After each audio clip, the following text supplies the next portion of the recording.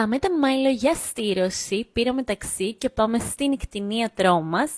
Νομίζω πως κάτι κατάλαβε, γιατί σε όλη την διαδρομή ήταν φουλ ανήσυχος και κατά τη διάρκεια της αναμονής πήραμε αίμα από το ποδαράκι του για να κάνουμε εξετάσεις και καθώς περιμέναμε τον βάλαμε μέσα στο βαλιτσάκι του γιατί είχαμε κάποια θεματάκια, όπως είπα ήταν ανήσυχος. Αμάν αυτό το αυτή όλη την ώρα ανάποδο είναι.